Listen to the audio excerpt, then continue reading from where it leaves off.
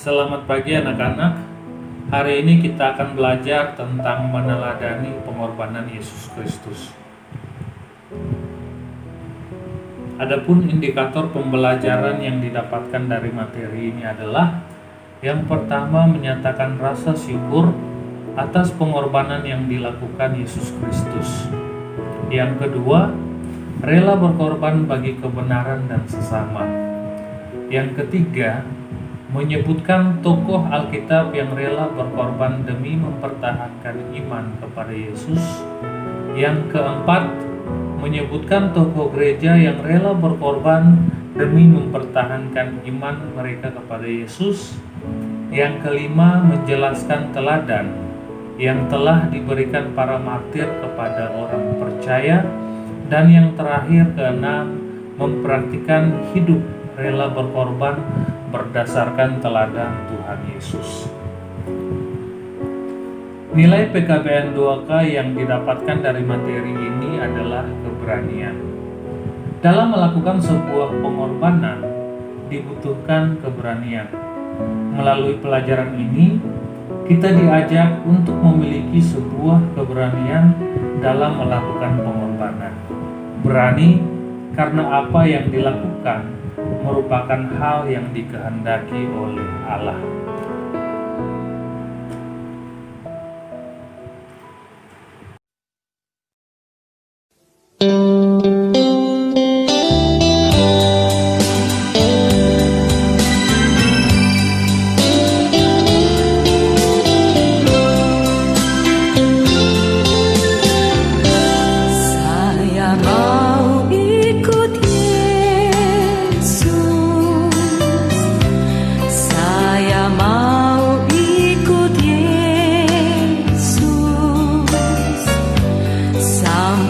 Selama-lamanya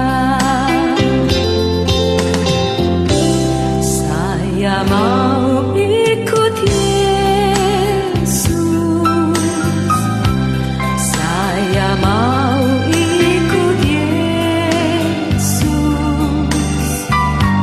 sampai selama-lamanya.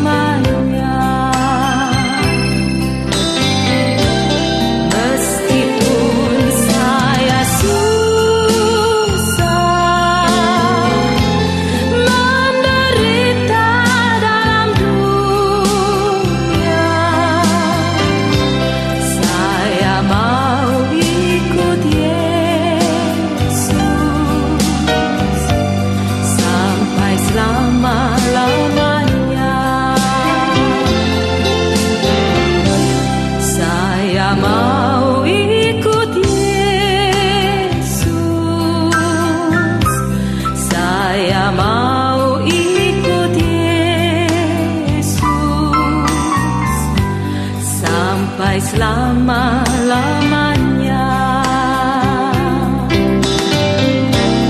meskipun saya susah menderita dalam dunia, saya mau ikut Yesus sampai selama-lamanya.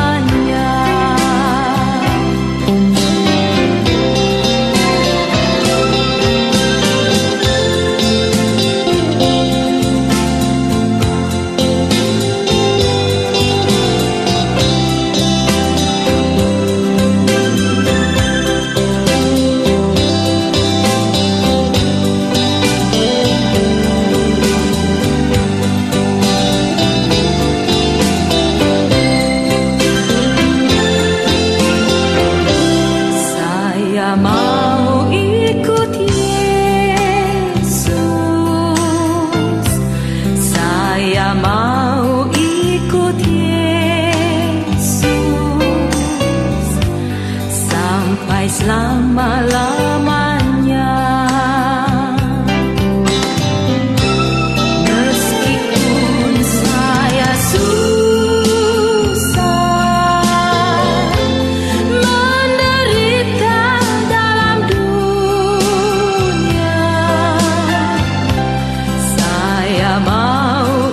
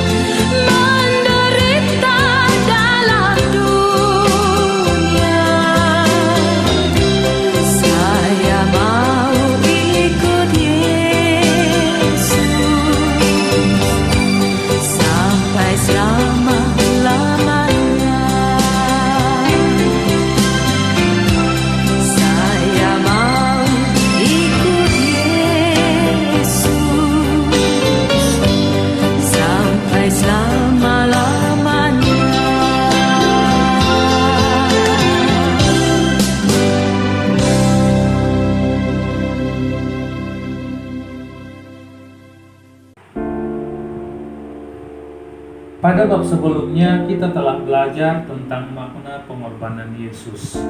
Maka pada bab ini kita akan belajar tentang bagaimana pengorbanan yang telah dilakukan Yesus itu menginspirasi para murid dari zaman Alkitab sampai sekarang. Menjadi murid Yesus berarti meneladani apa yang telah dilakukan oleh Sang Guru. Peristiwa penangkapan dan kematian Yesus merupakan peristiwa yang sangat mencekam dan menakutkan bagi para murid. Dalam Matius 26 ayat 56, Alkitab menyaksikan bahwa akan tetapi semua ini terjadi supaya genap yang ada tertulis dalam kitab nabi-nabi. Lalu semua murid itu meninggalkan dia dan melarikan diri. Di Injil pun tercatat bahwa seorang Petrus, murid yang sangat dikasihi oleh Tuhan, menyangkal Yesus sebanyak 3 kali. Yesus mengetahui bahwa saat kematiannya bagi dosa-dosa manusia sudah hampir tiba. Lalu ia berdoa,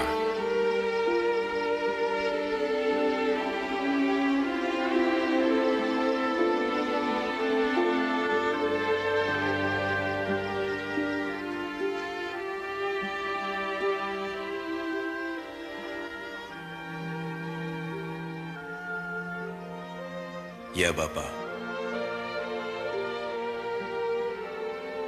jika kau mau ambil cawan ini dariku, tapi jangan kehendakku melainkan kehendakmu yang jadi."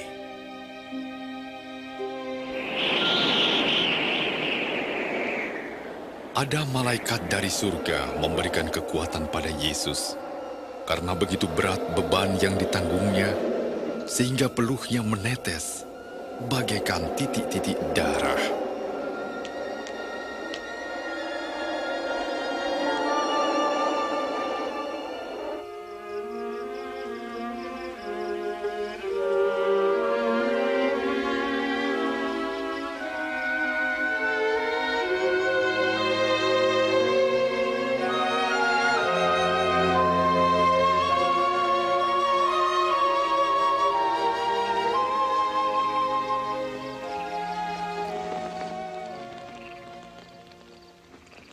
Mengapa kamu tidur? Bangunlah dan berdoa supaya jangan jatuh dalam pencobaan.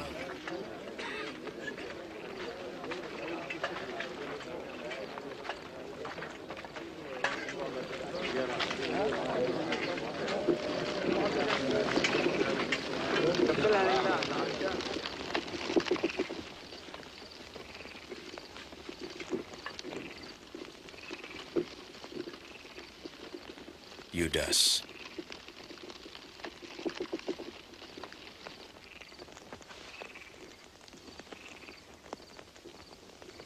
apakah dengan ciuman kau serahkan anak manusia? Tuhan, bolehkah kami menyerang dengan pedang?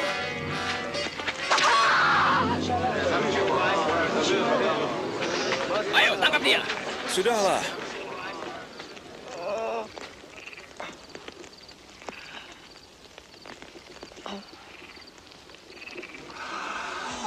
Suatu mukjizat. Apa aku ini penjahat maka kamu datang dengan pedang dan bentungan? Tiap hari aku ada di tengah kamu dalam bait Allah, kamu tidak menangkapku. Tetapi inilah saatnya kamu bertindak.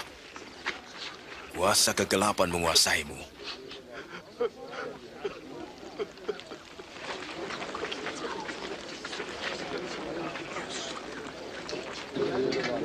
Tangkap dia.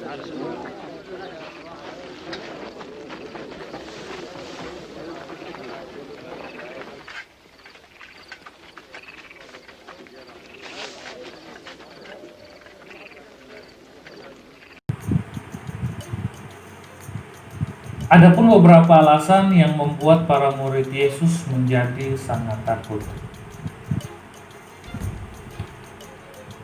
Yang pertama kita bisa lihat ada kemungkinan orang-orang Yahudi pada waktu itu tidak hanya berhenti ketika mereka berhasil menyalibkan Yesus, tetapi mereka juga berusaha menangkap para murid dan mereka yang terkait dengan pengajaran Yesus. Bagi mereka, gerakan yang dibawa oleh Yesus merupakan ancaman besar bagi kehidupan keagamaan mereka. Hal ini dapat dilihat dalam ajaran-ajaran Yesus dan kritikan-kritikannya terhadap pemimpin-pemimpin Yahudi, khususnya dari golongan Farisi dan Saduki. Yang kedua, kita bisa melihat juga bahwa murid-murid Yesus juga dinilai tidak menghormati hukum Sabat dengan memetik gandum. Bisa dilihat dalam kitab Injil Matius 12 ayat 1 sampai 28. Bahkan Yesus sendiri juga menyembuhkan orang sakit pada hari Sabat. Bisa kita lihat pada Matius 12 ayat 9 sampai 15. Dan terhadap orang-orang Farisi dan Saduki, Yesus juga memperingatkan murid-muridnya agar berhati-hati tentang ajaran mereka. Ketika Yesus mati, hal itu membuat para murid sedih sekaligus dilanda oleh ketakutan. Akan tetapi, ketika Yesus bangkit, sungguh mengubah kehidupan para murid. Kita mengetahui dalam kitab-kitab Injil bahwa Petrus adalah orang yang menyangkal Tuhan sebanyak 3 kali. Hal itu dilakukannya karena ia takut jika ia mengaku bahwa ia adalah pengikutnya, maka ia akan dihukum sama seperti Yesus. Namun perubahan yang luar biasa dahsyat terjadi. Para murid dengan keyakinan yang teguh, tidak ada lagi rasa takut, terus memberitakan kebenaran tentang siapa Yesus kepada banyak orang. Mereka berani berkorban dengan mempertaruhkan nyawa mereka demi pemberitaan yang mereka sampaikan. Dan oleh karena pemberitaan itu, dapat kita lihat banyak orang menjadi percaya, dan kemudian Kisah Para Rasul 2 ayat 1 sampai 14 mencatat setidaknya ada 3.000 orang yang menjadi percaya dan memberi diri untuk dibaptis. Tiap-tiap hari jumlah mereka terus bertambah. Sungguh, kehidupan Yesus telah memperbaharui kehidupan mereka. Mereka yang dulunya takut, kemudian memiliki semangat yang menyala-nyala. Tidak peduli seberapa besar tantangan yang harus dihadapi, mereka terus bersaksi bagi Kristus melalui hidup mereka, sekalipun mereka harus dimusuhi, bahkan menjadi martir.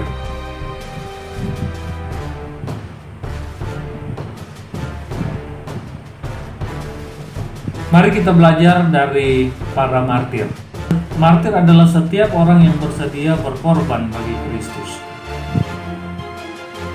Istilah martir berasal dari bahasa Yunani martur, artinya saksi atau orang yang memberikan kesaksian.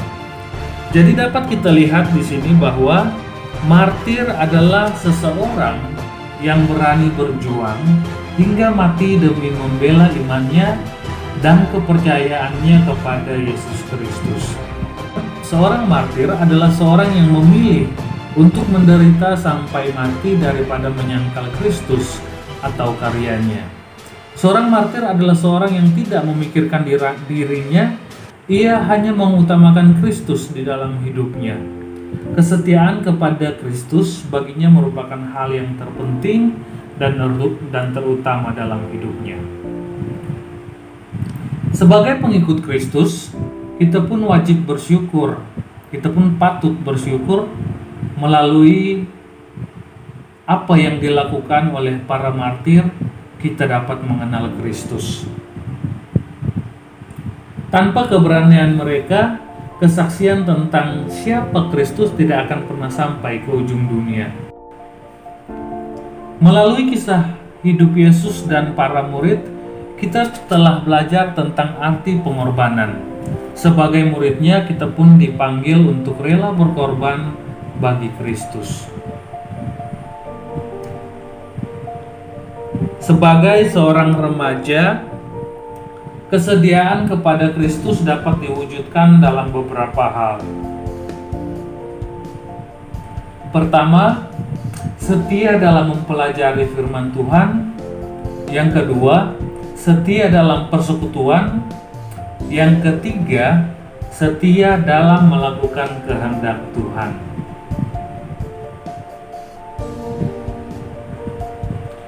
Di tengah berbagai kesibukan dan aktivitas, terkadang kita lupa untuk setia mempelajari firman Tuhan. Padahal satu-satunya cara untuk mengetahui kehendak Tuhan dalam hidup kita adalah dengan mempelajari firman Tuhan. Mempelajari firman Tuhan akan membimbing kita untuk mengerti dan paham apa kehendak Tuhan dalam hidup kita.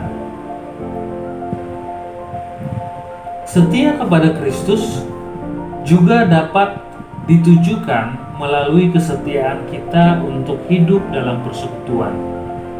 Hidup dalam persekutuan bukan saja dipahami serta dalam ibadah-ibadah, ikut dalam ibadah-ibadah, tetapi juga menjaga persekutuan dalam kehidupan keseharian, seperti kita lihat dalam Kisah Para Rasul 4 ayat 32 sampai 37, jemaat perdana yang bukan hanya setia dalam ibadah dan doa-doa mereka, namun mereka juga menunjukkan kepedulian satu sama yang lain. Persekutuan yang mereka praktikkan bukan hanya dalam ibadah, namun dalam kehidupan keseharian juga.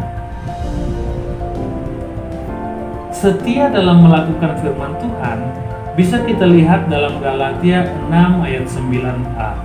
Firman Tuhan mengatakan, janganlah jemu-jemu untuk berbuat baik.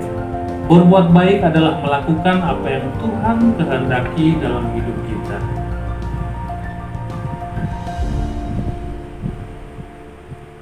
Dari pelajaran tentang meneladani pengorbanan Yesus Kristus, kita bisa ambil kesimpulan yang pertama, pengorbanan Yesus telah menginspirasi banyak murid untuk berani berkorban.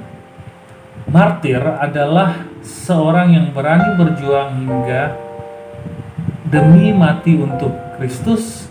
Yang ketiga, dalam meneladani para martir, sebagai remaja kita harus setia membaca firman Tuhan, persekutuan, melakukan kehendak Tuhan.